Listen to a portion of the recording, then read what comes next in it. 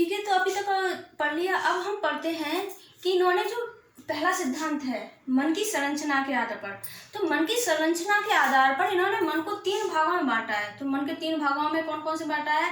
अचेतन, अर्धचेतन और चेतन। ठीक है, तो जो चेतन है, अचेतन है, तो अचेतन का कितना परसेंट है? 90% भाग अचेतन का है।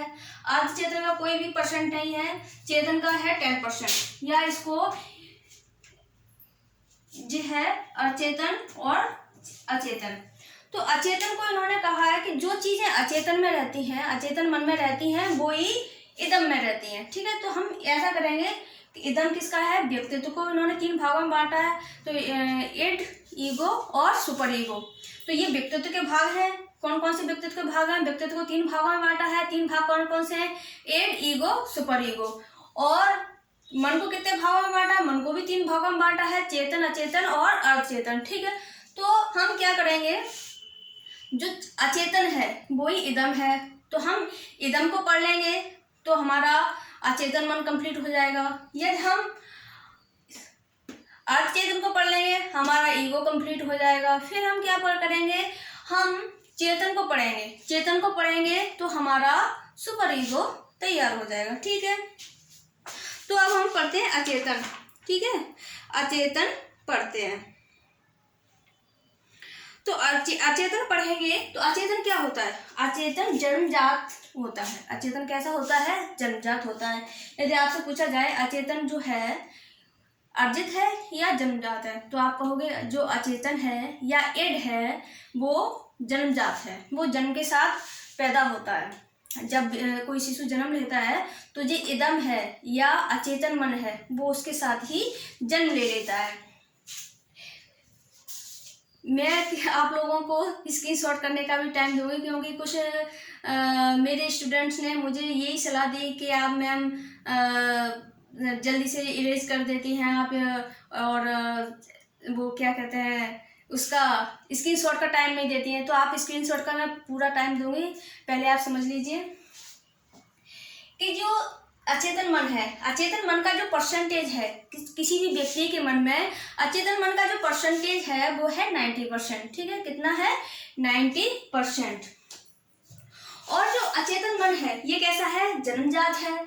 इसको सुखवादी सिद्धांत के नाम से भी जाना जाता है। किसको? अचेतन मन को या इदम को। इसको किस नाम से जाना जाता है? सुखवादी सिद्धांत, आनंद का नियम। ठीक है, जन्मजात होता है ये, आनंद प्राप्त करने वाला होता है ये, सुखवादी नियम होता है। आनंद का नियम कह लो या सुखवादी नियम कह लो, एक ही बात है। फिर इसमें क्या है? इच्छाओं का भंडार ग्रह है। इसमें इतनी इच्छाएं होती हैं, अतिरिक्त इच्छाएं होती हैं। इसमें एक इच्छा पूरी होती है तो दूसरी इच्छा उसका स्थान ले लेती है। तो ये क्या है? इच्छाओं का भंडार ग्रह। यदि आपसे क्वेश्चन पूछा जाए कि इच्छाओं का भंडार ग्रह किसे कहते हैं, तो इच्छाओं का भंडार ग्रह अचेतन या इदम। ठीक है, ये दोनों की जो दोनों एक ही हैं, सिमिलर हैं। जो चीजें इसमें है अचेतन में वही आपके इदम में है। तो ये क्या है? जन्मजात है, आनंदवादी है, सुखवादी है, आनंद का नियम या सुखवादी नियम कह लो या सुखवादी सिद्धांत कह लो।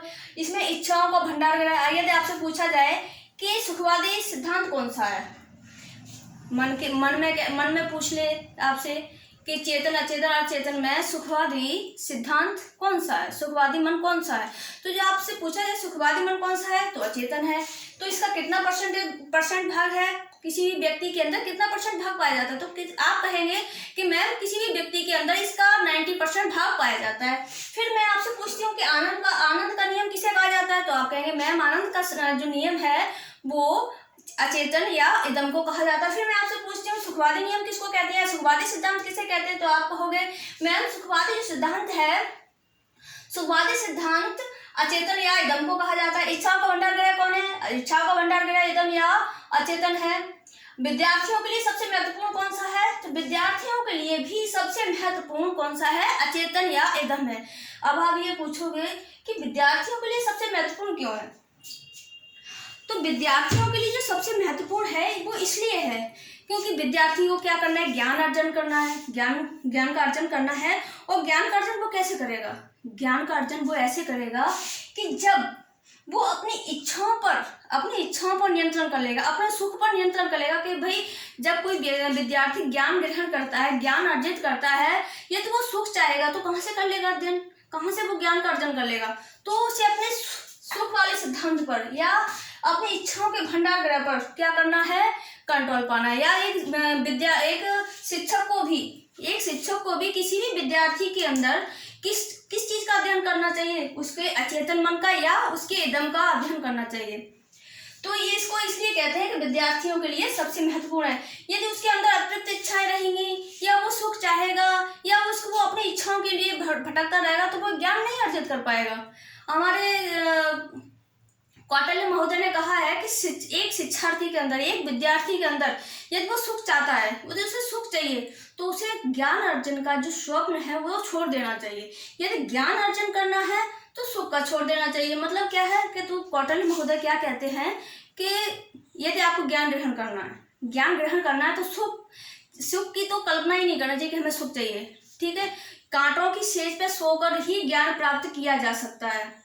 और यदि आपको ज्ञान नहीं चाहिए तो भाई ठीक है, जो आपको जो करना है वो करिए, लेकिन अगर ज्ञान अर्जित करना है तो क्या करना पड़ेगा, ये सारी चीजें आपको छोड़नी पड़ेंगी। कौन कौन सी चीजें, सुख छोड़ना पड़ेगा और इच्छाएं छोड़नी पड़ेंगी। तो विद्यार्थियों के लिए महत्वपूर्ण है, एक शिक्षक को भी एक विद्यार्थी की कौन से वाले मन का अध्ययन करना चाहिए, तो अचेतन मन का। आपसे ये इम्पोर्टेंट है कि एक अध्यापक को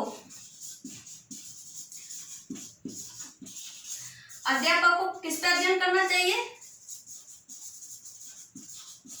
किस पर करना चाहिए अध्ययन, तो अध्ययन करना चाहिए इन दोनों पर।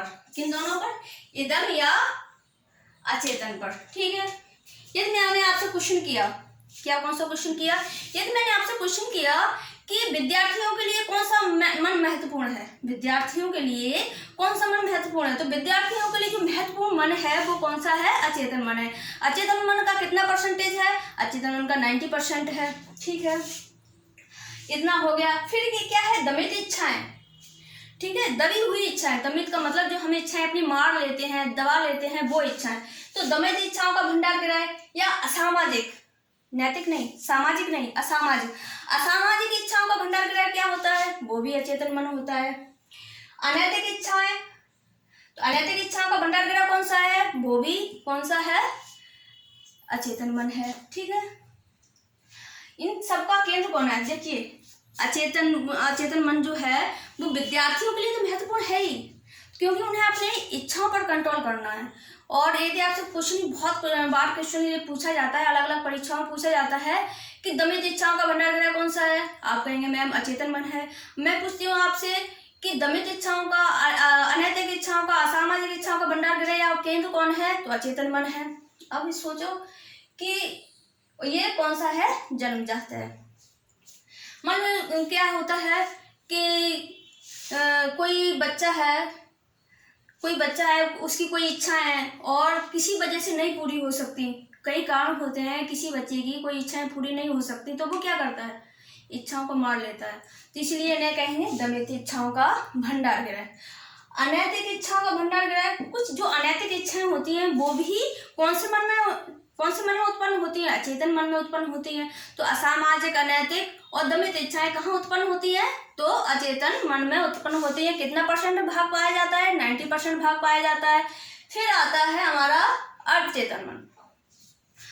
ये क्वेश्चन और आता है, कौन सा, कहाँ पर लिखूं, यहाँ पर लिख देती हूँ कि सिगमंड फ्रॉइड ने क्या किया। सिगमंड फ्रॉइड ने मन की तुलना एक बर्फ के टुकड़े से की है। किससे, बर्फ की शिला से की है, बर्फ शिला से। तो उन्होंने क्या किया, उन्होंने बताया, दिख रहा है ना, तो उन्होंने बताया जैसे मान लो, यहाँ लिख देती हूँ, जैसे ये बर्फ का टुकड़ा है, ठीक है, क्या है, बर्फ का टुकड़ा, बर्फ, ठीक है, क्या है ये, बर्फ का टुकड़ा। अब मानो मन की तुलना किससे की है, बर्फ के टुकड़े से। तो उन्होंने बताया कि जो ये है 90% भाग, कितना है, 90% भाग। तो 90% भाग क्या है, अचेतन, ये क्या है, चेतन, और जो लकीर दिख रही है जो दोनों के बीच में चेतन और अचेतन, चेतन और अचेतन के बीच में ये रेखा है जो दोनों को बांटती है या दोनों को जोड़ के रखती है, ये रेखा क्या है? अर्ध चेतन है। ये क्या है? अर्ध चेतन। तो आपको समझ में आ गया। यहाँ पर एक क्वेश्चन आता है कि सिगमंड फ्रॉइड ने मन की तुलना किससे की है? तो सिगमंड फ्रॉइड, आप कहेंगे मैम सिगमंड फ्रॉइड ने मन की तुलना एक बर्फ के टुकड़े से की है या बर्फ के शिला से की है। तो इसमें उन्होंने बताया है कि जो देखिए ये है 90% भाग कौन सा है? 90% भाग जो है वो है किसका? अचेतन का। और चेतन मन का कितना है? 10%। इसका कितना है? 10%। ठीक है। और अचेतन का कोई परसेंट नहीं है। ठीक है, यहाँ पे 10 और 90 100 हो गया।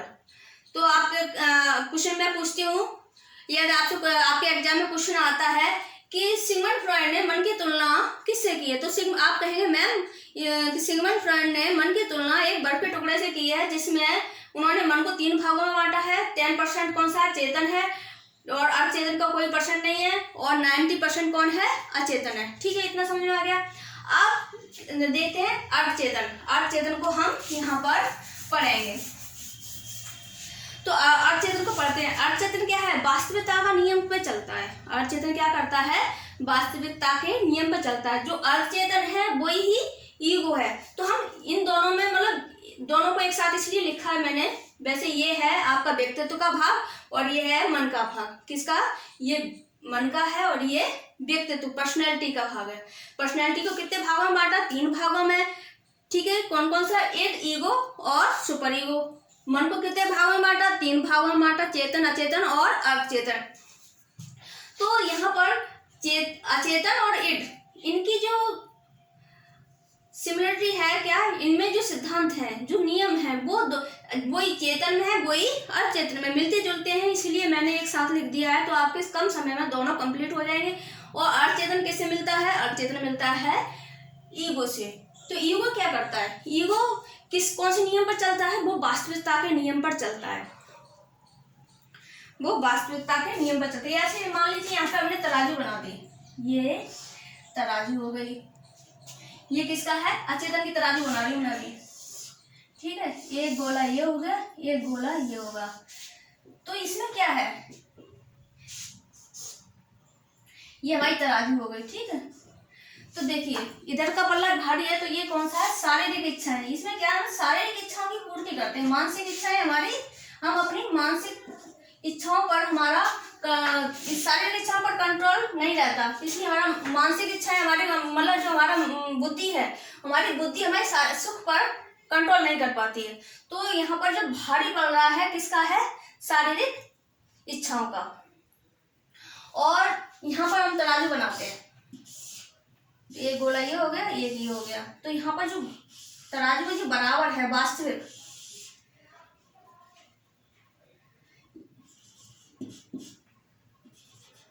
तो यहाँ शारीरिक और मानसिक दोनों में क्या है? संतुलन है। ठीक है, शारीरिक और मानसिक क्रिया में संतुलन है। यहाँ शारीरिक और मानसिक क्रिया में संतुलन नहीं है। यहाँ पर शारीरिक क्रिया हावी हो गई मानसिक क्रिया, मानसिक संतुलन पर। ठीक है, तो यहाँ पे ये वाला पड़ा भारी हो गया, नीचे आ गया। ठीक है, ये दिख रहा होगा नीचे, ये नीचे की तरफ है, ये ऊपर की तरफ है। और यहाँ पर क्या है? ये सेम बराबर है, इक्वल है। वो क्या है? ये वास्तविकता का नियम है। वो समय और वास्तविकता को ध्यान में रखते हुए ये कार्यरत रहता है। ठीक है, तो इसे क्या कहते हैं? वास्तविकता का नियम पे चलता है। ईगो किस पे चलता है? या अर्धचेतन जो मन है वो क्या है? वो वास्तविकता के नियम पर कार्य करता है। फिर दूसरा है वास्तविकता और समय का ज्ञान रहता है। वास्तविकता और समय का ज्ञान रहता है। और ये क्या है? अर्धचेतन, ये चेतन और अचेतन इनके बीच में संतुलन बना के रखता है।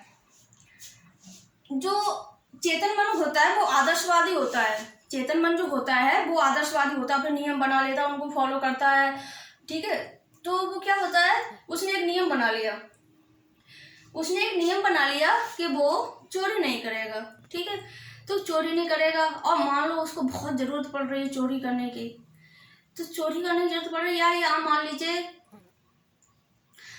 कि एक स्टोरी सुनाती हूँ। एक माँ थी, उसके बच्चे को भूख लगी थी। तो उसके बच्चे को भूख लगी थी तो उसके सामने खाना था, तो उसने सोचा कि मैं खाना चुरा लूँ। तो उसके चेतन मन ने कहा नहीं, ये गलत है, खाना नहीं चुराएंगे, क्योंकि चेतन मन क्या है, आदर्शवादी है, ठीक है, आदर्शवाद से। तो उसके आदर्शों ने उससे मना किया, और उसके जो चेतन है या इर्द है उसने कहा चुरा लो। फिर ये ईगो क्या कहेगा, ईगो कहेगा जो सही है, समय का ध्यान रखकर, वास्तविकता क्या है, समय क्या कहता है, क्या डिमांड कर रहा है समय, तो भी ये दोनों के बीच में संतुलन पैदा करता है। और चेतन क्या कहेगा, नहीं चुराना है। चेतन कहेगा, सुपर ईगो कहेगा कि खाना नहीं चुराना है। और सुपर ईगो की बात मानी जाए तो बच्चा भूख से मर जाए, क्योंकि अपने आदर्शों को नहीं तोड़ना है, ठीक है, आदर्शों को नहीं तोड़ना है। आदर्शों को तोड़ दिया तो बहुत प्रलय आ जाएगी। तो चेतन मन क्या कहेगा, सुपर ईगो क्या कहेगा, आदर्शों को नहीं तोड़ना है, अपने आदर्शों पे चलना है, ठीक है, तो वो आदर्शों पे चलेगा। और अचेतन क्या कहेगा, आदर्श भाड़ में गए, हमें अपना सुख प्राप्त करना है, हमें भूख लगी है, हमारे बच्चे को भूख लगी है, पहले उसको खाना खिला दे, ठीक है। और ये कहेगा क्या सही है क्या गलत है, ये वास्तविक नियम पर चलता है। वास्तविक नियम पर चलकर ये बताएगा कि समय की डिमांड क्या कह रही है, समय क्या डिमांड कर रहा है, तो समय जो डिमांड कर रहा है वो उसको चलेगा। तो ये क्या है, वास्तविकता के नियम पर चलता है। वास्तविकता और समय का ज्ञान इसे होता है, उसी के अनुसार ये निर्णय करता है। ये चेतन और अचेतन के बीच संतुलन पैदा करता है। मान लो कि हमने किसकी बात मान ली, चेतन की बात मान ली या अचेतन की बात मान ली, तो चेतन और अचेतन की बात मानकर कोई भी व्यक्ति कहाँ क्या हो जाता है, वो व्यक्ति कहीं न कहीं साइको हो जाता है, और ये कहिए कि कहीं न कहीं वो पागल हो जाता है।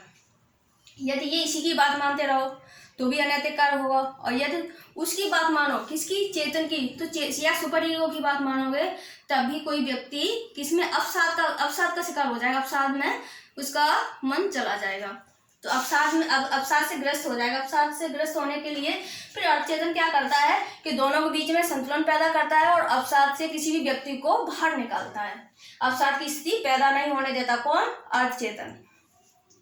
और यहाँ पर क्या होता है कि जैसे हम अचानक से कोई चीज़ें भूल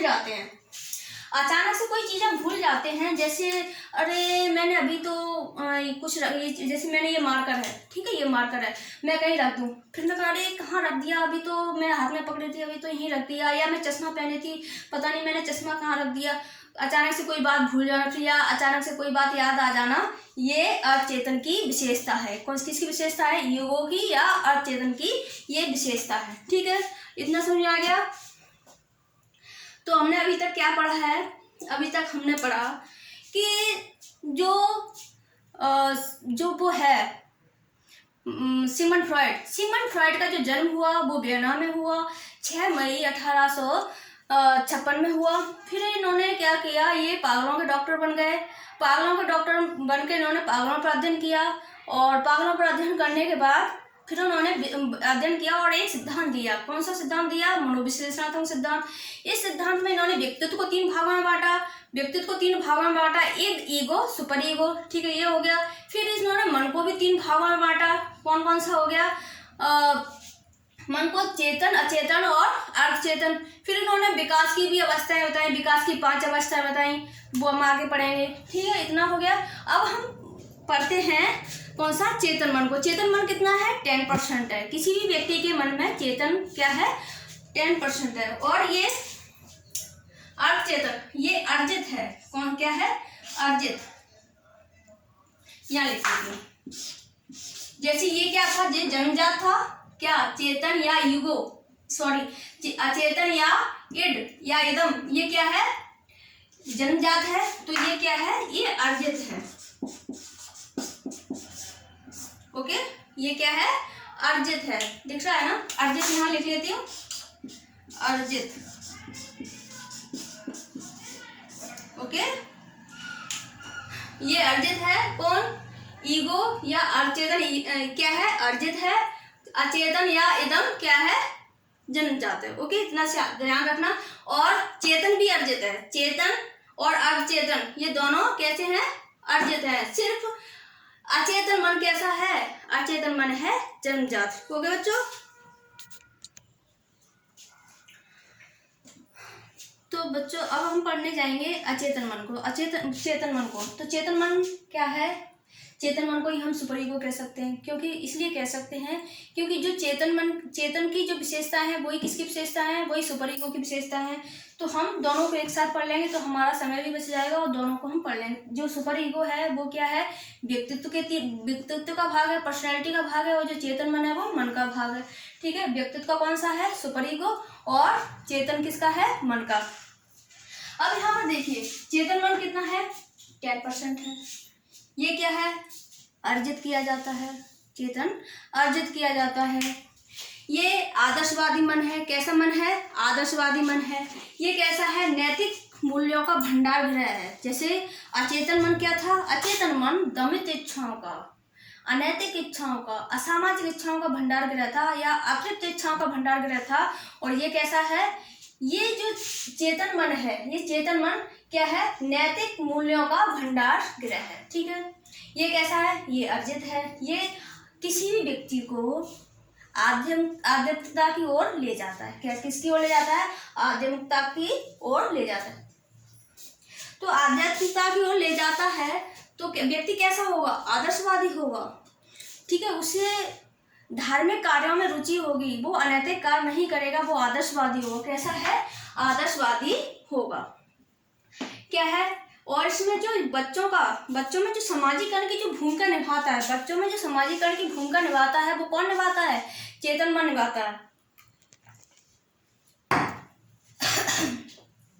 तो यदि आपसे पूछा जाए बच्चों के लिए महत्वपूर्ण, विद्यार्थी जीवन के लिए कौन सा मन महत्वपूर्ण है, तो आप कहेंगे अचेतन मन।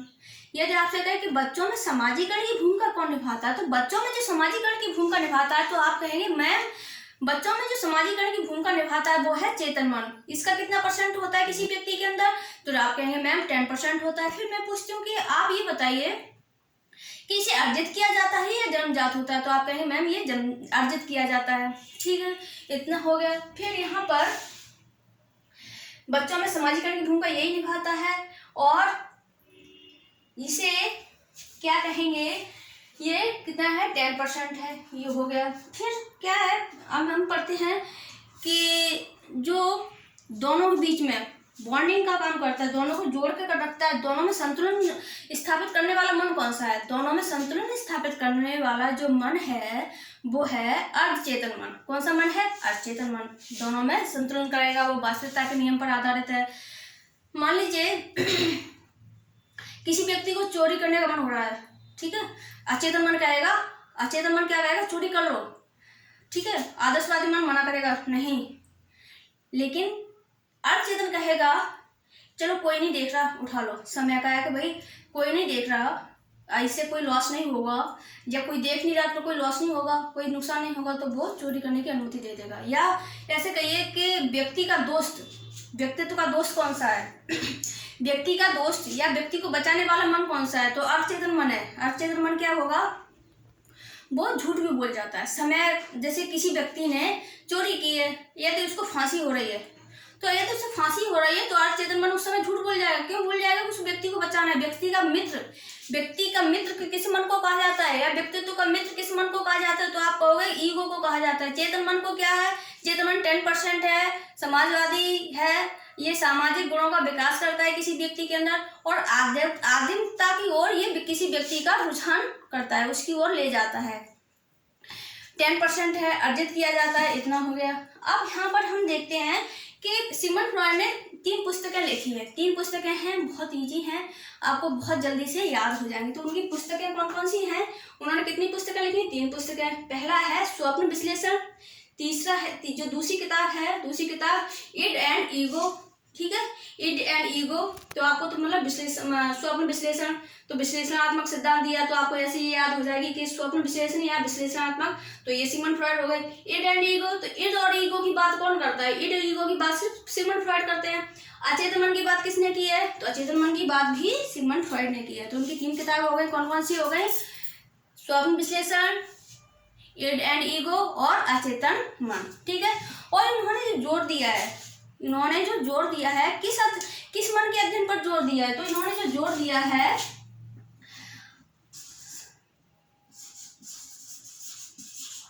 अध्ययन पर जोर दिया है। कौन से मन पर जोर दिया है? कौन से मन का अध्ययन करना चाहिए किसी भी अध्यापक को या किसी भी बालक को? अपने कौन से मन पर अध्ययन करना चाहिए? तो अचेतन मन। ठीक है, स्क्रीनशॉट जब मैं साइड से हो जाती हूँ आप लोग स्क्रीनशॉट कर लिया करो, है ना। किस मन का अध्ययन करना चाहिए? अचेतन मन का। और इनकी 3 पुस्तकें कौन कौन सी हैं? स्वप्न विश्लेषण, इड एंड ईगो और अचेतन मन। इनकी 3 पुस्तकें हो गई। हमने आज क्या क्या पढ़ लिया? हमने इनका व्यक्तित्व के भाग पढ़ लिए और मन के भाग पढ़ लिए। अब बचा हमारा कौन सा? अब बचा हमारा विकास की अवस्थाएं। ठीक है, तो विकास की अवस्थाएं हम अभी पढ़ते हैं।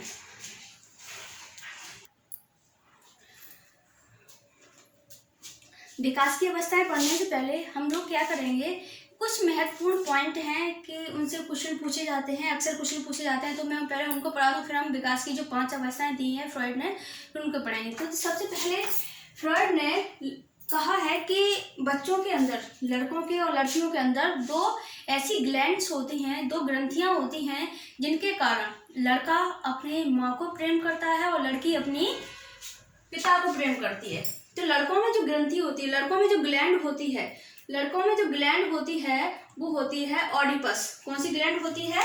ऑडिपस। ये लिखा है ऑडिपस। ठीक है, तो याद कैसे रखेंगे आपके लड़कों में कौन सी ग्लैंड होती है? तो आप कहेंगे कि लड़कों जैसा नाम किसका लग रहा है? ऑडिपस। ऑडी गाड़ी, जो ऑडिपस ऑडी जो गाड़ी होती है वो कौन चलाता है? लड़के तो चलाते हैं। या ऑडी जो नेम है, ऑडी नेम उच्चारण से कैसा लग रहा है? लड़कों वाला नाम लग रहा है। तो आप कहेंगे कि मैम लड़कों में जो ग्रंथि होती है ऑडिपस, उसकी वजह से एक लड़का अपनी माँ को प्रेम करता है, माँ की ओर अट्रैक्ट होता है। तो एक लड़का अपनी माँ को प्रेम क्यों करता है? क्योंकि उसके अंदर कौन सी ग्रंथि होती है? उसके अंदर जो ग्रंथि होती है उसका नेम है ऑडिपस ग्रंथि। इसी प्रकार जो लड़की है, लड़की के अंदर जो ग्रंथि होती है, जो ग्लैंड होती है, इलेक्ट्रा होती है। इलेक्ट्रा लड़कियों वाला नाम लग रहा है ना। इलेक्ट्रा कौन है? इलेक्ट्रा एक ग्रंथि है जो लड़कियों में होती है। उसकी वजह से लड़कियां अपने पिता को अधिक प्रेम करती है। माँ और पिता में जब तुलना की जाए तो लड़कियां अपने पिता को प्रेम करती है। क्यों करती हैं? क्योंकि उनके अंदर इलेक्ट्रा क्या होती है? इलेक्ट्रा ग्लैंड होती है। किसने कहा है कि लड़कियों के अंदर इलेक्ट्रा ग्लैंड होती है? तो ये कहा है सिगमंड फ्रॉइड ने। ऑडिपस ग्लैंड किसके अंदर होती है? ऑडिपस ग्लैंड जो होती है वो लड़कों के अंदर होती है। तो मैं आपसे पूछती हूँ, बताइए आप, ऑडिपस जो ग्लैंड होती है वो किसके अंदर होती है? तो आप कहेंगे मैम ऑडिपस ग्लैंड जो होती है वो होती है लड़कों के अंदर। उस ग्लैंड की वजह से वो लड़के अपने माँ को प्रेम करते हैं। और लड़कियों में जो ग्लैंड होती है वो होती है इलेक्ट्रा ग्लैंड, जिसकी वजह से लड़कियां अपने पिता को प्रेम करती है। ठीक है, ये हमारे 2 पॉइंट क्लियर हो गए। कौन कौन से? लड़कों में ऑडिपस ग्लैंड होती है, ऑडिपस ग्रंथि होती है, और लड़कियों में इलेक्ट्रा ग्रंथि होती है। ठीक है, अब दूसरा आया है स्वमोह। और इन्होंने स्वमोह को एक नेम दिया है। किसने दिया है नेम? सिगमंड फ्रॉइड ने। नार्सिसिज्म। तो नार्सिसिज्म क्या होता है कि नार्सिसिज्म होता है कि उसमें क्या होता है कि लड़के या लड़कियां खुद से ही प्रेम करते हैं। वो सोचते हैं कि हम ही शाहरुख खान हैं, सब लोग हमें ही देख रहे हैं, हम ही आमिर खान हैं, हम ही अमिताभ बच्चन हैं, जो भी आज जो हीरो चल रहे हैं मुझे तो पता भी नहीं है। तो हम ही एक्टर हैं, हम ही दुनिया के हीरो हैं, सब लोग लड़कियां हम पे ही मरती हैं। या लड़कियां सोचती हैं हम ही ऐश्वर्या हैं, और जाने क्या क्या कौन कौन सी जो हीरोइन है उनके नेम सोच लेते हैं और शीशे के सामने दिखड़ी रहती हैं, अपने खुद से प्रेम करते हैं, अपने बालों को संभालेंगे, अपने बालों की स्टाइल बनाएंगे या शीशे में अपने आप को निखारेंगे। तो वो क्या सोचती हैं कि दुनिया की सबसे जो खूबसूरत लड़की है वो मैं हूँ, दुनिया का सबसे खूबसूरत जो लड़का है वो मैं हूँ। तो लड़के क्या सोचते हैं, वही दुनिया भर के जो हीरो हैं वो बन जाते हैं कि मैं ही आमिर खान हूँ, मैं ही सलमान खान हूँ, जितना सबसे अच्छा मैं ही दिखता हूँ, सारी लड़कियाँ मुझ पे ही मरती हैं, या लड़कियाँ सोचती हैं सारे लड़के मुझ पे ही मरते हैं। तो ये किस वजह से सोचते हैं? ये स्वमोह की वजह से। और स्वमोह को क्या नाम दिया है? नार्सिसिज्म। ठीक है, स्वमोह को क्या नेम दिया है सिगमंड फ्रॉइड ने? नार्सिसिज्म। ठीक है, तो हमारे कितने पॉइंट क्लियर हो गए? 3 पॉइंट क्लियर हो गए। लड़कों में ऑडिपस ग्रंथि होती है, इसकी वजह से लड़के किसको प्रेम करते हैं? ऑडिपस ग्रंथि की वजह से लड़के अपनी माँ को प्रेम करते हैं, ठीक है। इलेक्ट्रा ग्रंथि की वजह से लड़कियां अपने पिता को, ठीक है, पिता को प्रेम करती हैं। और जो नार्सिसिज्म होता है, नार्सिसिज्म में क्या होता है? खुद से प्रेम करना, खुद से प्रेम करना। लड़कियां क्या सोचती हैं कि हम ही विश्व सुंदरी हैं, हम ही सबसे अच्छे दिखते हैं, सारे लड़के हम पर ही मरते हैं। लड़के क्या सोचते हैं कि जितने भी एक्ट्रेस हैं, जितने भी एक्टर हैं, सबके गुण हमारे अंदर हैं और हम विश्व के सबसे सुंदर, सबसे अच्छे दिखने वाले पर्सन है, ठीक है। और वो शीशे में अपने आप को निहारते रहते हैं, खुद से प्रेम करते हैं। इस वजह से उन्होंने सिगमंड फ्रॉयड ने स्वमोह को नार्सिसिज्म नेम दिया है, ठीक है। फिर मूल प्रवृत्ति का जन्म तो किन्हें कहा जाता है? मैक्डोवेल को कहा जाता है। लेकिन सिगमंड फ्रॉयड ने भी दो मूल प्रवृत्तियां बताई हैं। सिगमंड फ्रॉयड ने भी दो मूल प्रवृत्तियां बताई हैं। उन्होंने कहा है कि किसी व्यक्ति के अंदर दो मूल प्रवृत्तियां होती हैं। कितनी होती हैं? किसी व्यक्ति के अंदर दो मूल प्रवृत्तियां होती हैं, ठीक है। अब मैं आपसे क्वेश्चन करती हूँ, सिगमंड फ्रॉयड ने कितनी मूल प्रवृत्तियां बताई हैं? तो आप कहेंगे मैम सिगमंड फ्रॉयड ने दो मूल प्रवृत्तियां बताई। दो मूल प्रवृत्तियां कौन कौन सी होती हैं? तो एक तो पहली तो है जीवन मूल प्रवृत्ति। कौन सी है?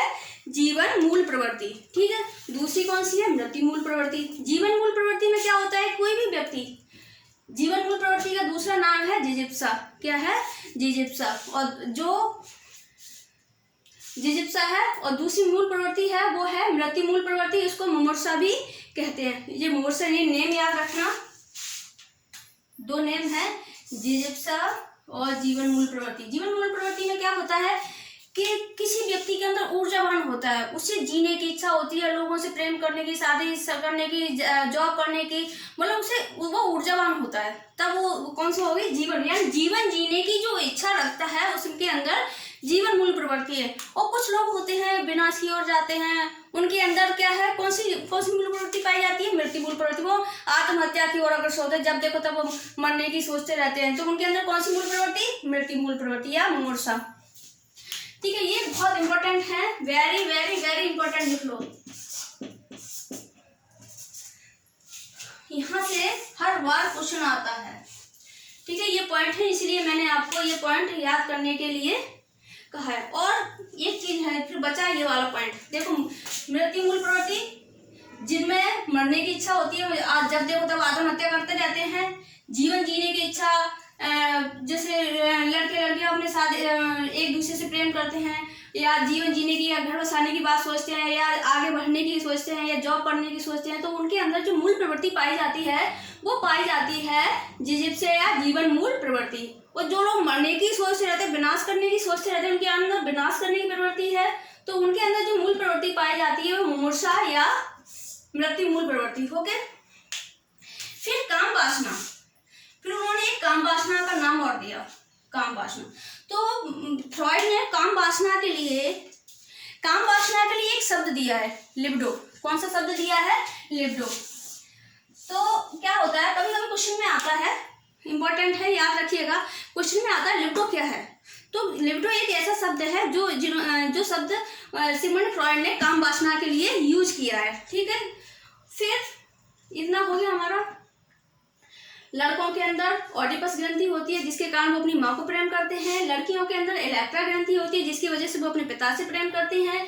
और नार्सिसिज्म स्वमोह होता है जिसकी वजह से लड़के लड़कियां शीशे के सामने, आईने के सामने खड़े होकर अपने आप को निहारते रहते हैं और सोचते हैं कि उनसे सुंदर विश्व में कोई नहीं है, वही ऐश्वर्या राय है, वही सलमान खान है, वो ऐसा सोचते रहते हैं। और कितनी मूल प्रवृत्ति बताई है सिगमंड फ्रॉयड ने? दो बताई है। कौन सी मूल प्रवृत्ति है?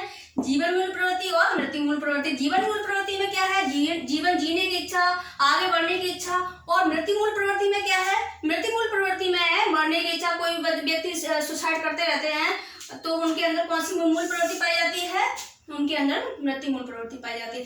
काम वासना के लिए कौन सा शब्द दिया है? लिबिडो दिया है, ठीक है। फिर है,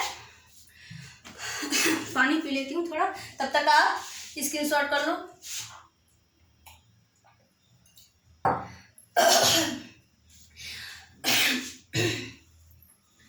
अब देखिए, अब उन्होंने विकास की कुछ अवस्थाएं बताई हैं।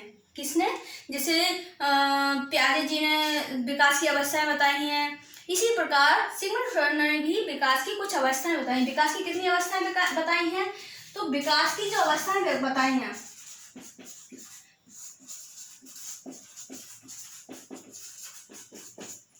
वो कितनी है? 5। कितनी अवस्थाएं बताई हैं? 5 अवस्थाएं बताई हैं। तो विकास की कितनी अवस्था बताई है? 5 अवस्थाएं बताई हैं। कौन सी पहली अवस्था है? मुखावस्था या ओरल स्टेज। ये कितनी है? ये 1 से मतलब 0 से 1 वर्ष तक चलती है। कौन सी? 0 से 1 वर्ष तक चलती है। कौन सी अवस्था है? कौन सी है? Oral stage. ठीक है। फिर दूसरी है गुदावस्था या एनल स्टेज। ठीक है। तीसरी है सेशना अवस्था और चौथी है सुप्तावस्था। तो जो मुखावस्था है, मुखावस्था में क्या होता है कि मुख द्वारा की जाने वाली क्रियाएं जैसे चूसना, निगलना, जैसे आपसे क्वेश्चन पूछा जाएगा कि चूसना, निगलना सिगमंड फ्रॉइड के अनुसार किस अवस्था का कार्य है? ठीक है। चूसना, निगलना किस अवस्था का कार्य है? तो आप कहेंगे मैम ये ओरल स्टेज है। चूसना क्योंकि मुंह से तो चूसा जाता है, या हम जो कोई चीज निगलते हैं, जैसे मैंने अभी पानी पिया तो कैसे निकला? मुंह से निकला। तो ये कौन सी है? ओरल स्टेज है। ठीक है। किसी चीज को काटना, ठीक है, कौन कौन सी? इससे जो ओरल स्टेज है, ओरल स्टेज में क्या होता है कि मुंह से की जाने वाली क्रियाओं को इसमें शामिल किया जाता है। ओरल स्टेज में मुंह से की जाने वाली क्रियाओं को शामिल किया जाता है, जैसे चूसना, काटना, निगलना। ठीक है। तो इन जैसी क्रियाओं को किसमें रखा जाता है? ओरल स्टेज में या मुखावस्था में। फिर आई हमारे गुदावस्था या एनल स्टेज। इसमें मलमूत्र त्यागने पर सुख की प्राप्ति करता है। कोई बच्चा 1 से 2 वर्ष का बच्चा, इसकी समय भी याद रखिएगा। 1 से 2 वर्ष का जो बच्चा है वो इसकी जो समय है वो 1 वर्ष है, 0 से 1 वर्ष। और गुदावस्था या एनल स्टेज इसका समय है जीवन 1 वर्ष से लेकर 2 वर्ष। इसमें क्या होता है कि कोई भी बच्चा मलमूत्र त्यागने पर उसे सुख की प्राप्ति होती है। ठीक है। तो सुख की प्राप्ति या गुदावस्था, तो इसमें कौन सा है? मलमूत्र त्यागने पर सुख की प्राप्ति। फिर हमारी आई तीसरी अवस्था। तो तीसरी अवस्था हमारी सेशनावस्था। तो सेशनावस्था में इसका टाइम पीरियड कितना है? 3 से 6 वर्ष। इसमें क्या होता है कि बालक के यौन अंगों को छूने पर, बालक के यौन अंगों को छूने पर उसे सुख की प्राप्ति होती है। तो ये हो गई अपने सेशनावस्था, फैलिक स्टेज। ठीक है। फैलिक स्टेज कौन सी है? 3 से 6 वर्ष। इसमें क्या होता है, किसी बालक के यदि उसके यौन अंगों को छुएंगे तो उसको सुख की प्राप्ति होती है। गुदावस्था में उसको मलमूत्र त्यागने पर सुख की प्राप्ति होती है। मुखावस्था में मुख से की जाने वाली क्रियाओं को उसमें शामिल किया जाता है, चूसना, काटना, निगलना। ठीक है। तो इसमें इन क्रियाओं को शामिल किया। फिर आता है हमारी सुप्तावस्था। तो सुप्तावस्था का जो टाइम पीरियड है वो है 7 से लेकर 11-12 वर्ष तक। ठीक है। 7 से लेकर 11-12 वर्ष तक। 7 से लेकर 11-12 वर्ष तक। तो इसमें क्या होता है कि लैंगिक इच्छाएं प्राय सुप्त पड़ने लगती हैं। ठीक है। लैंगिक इच्छाएं जैसे प्यारे जी ने नहीं कहा है, प्यारे जी ने बाल्यावस्था में कहा है कि ये बाल्यावस्था क्या होती है कि लड़के लड़कों के साथ और लड़कियां लड़कियों के साथ खेलना पसंद करते हैं। ग्रुप जो होता है वो लैंगिक आधार पर डिवाइड हो जाता है। तो सुप्तावस्था में क्या होती है, जैसे इसमें बताइए शेषावस्था में ऐसे बताया है कि बच्चे के अंदर काम वासना पाई जाती है, तो वो काम वासना है वो सुप्त पड़ जाती है, यानी मंद पड़ जाती है, खत्म हो जाती है। तो इसको सुप्तावस्था नाम दिया है। वो सुप्तावस्था की जो एज है कितनी है? 7 से लेकर 11-12 वर्ष तक। इसमें लैंगिक जो इच्छाएं होती हैं वो कैसी पड़ जाती हैं? सुप्त पड़ जाती हैं। और लड़कियां लड़कियों के साथ खेलना पसंद करती हैं। लड़की जो ग्रुप होता है वो ग्रुप कैसा होता है कि लड़कियों का ग्रुप लड़कियों के साथ होता है, लड़कों का ग्रुप लड़कों के साथ होता है। तो ग्रुप कैसे लैंगिक आधार पर डिवाइड हो जाता है कि लड़कियां लड़कियों का ग्रुप बनाएंगे और लड़के लड़कों का बनाएंगे। फिर है हमारी 5वीं अवस्था। तो जो 5वीं अवस्था है जननेंद्रिय अवस्था, इसकी जो टाइम है 12-13 से लेकर 20 वर्ष तक। ठीक है। इनमें इनकी जो टाइम पीरियड है वो आपको याद रखना है कि जैसे सुप्तावस्था का टाइम पूछ लिया क्या है तो 7 से 12 वर्ष। यदि आपसे जननेंद्रिय अवस्था का टाइम पूछ लिया तो 12-13 से लेकर 20 वर्ष तक होता है। इसमें फिर से जो लैंगिक इच्छाएं होती हैं वो तीव्र हो जाती हैं, शारीरिक विकास तेज गति से होने लगता है और स्वमोह इसी अवस्था में पाया जाता है। जो किशोरावस्था की जो विशेषताएं हैं, किशोरावस्था की जो विशेषताएं हैं वो जननेंद्रिय अवस्था में पाई जाती हैं। ठीक है, आज हमारा ये व्यक्तित्व कंप्लीट हो गया। ठीक है, सिगमंड फ्रॉइड कंप्लीट। और सिगमंड फ्रॉइड से जो भी क्वेश्चन आएगा, मेरे ख्याल से आप एक भी क्वेश्चन नहीं छोड़ोगे, सारे क्वेश्चन सॉल्व कर लोगे और इसके बाहर कोई क्वेश्चन नहीं आने वाला। 100% मैंने जो भी क्वेश्चन आते हैं उसके आधार पर मैंने आपको सब कुछ पढ़ा दिया है। और आप इसको स्क्रीनशॉट कर लो और इसके नोट्स बना लो, अच्छे से तैयार कर लो। ये जो पॉइंट हैं बहुत इंपॉर्टेंट हैं, आपने याद रखिएगा। ठीक है, जय हिंद।